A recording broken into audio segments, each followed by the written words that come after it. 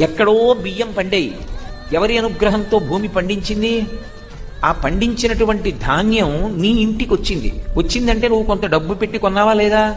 ఆ డబ్బు నీకు ఎక్కడికో ఉద్యోగం చేస్తే వచ్చింది. ఉద్యోగం ఎందుకు ఇచ్చారు? అక్కడ చేయడానికి కావలసిన సమర్థత నీ దగ్గర కొంత ఉంది. సమర్థత ఎక్కడిది? భగవంతుడు ఇచ్చినటువంటి అనుగ్రహం. దాన్ని పెట్టి బియ్యం కొన్నావు. అగ్నిహోత్రం మీద అన్నం ఉడికేట్టుగా చెయ్యాలని నిర్ణయం ఎవరు చేశారు? పరమేశ్వరుడు చేశాడు. నీళ్లు పోస్తే ఉడకాలని ఎవడు చేశాడు? ఈశ్వరుడు చేశాడు. అగ్నిని ఎవడిచ్చాడు? ఈశ్వరుడు ఇచ్చాడు. నీటిని ఎవరిచ్చారు? ఈశ్వరుడు ఇచ్చాడు. తినడానికి నోటిలో పళ్ళు ఎవరు పెట్టారు? ఈశ్వరుడు పెట్టాడు.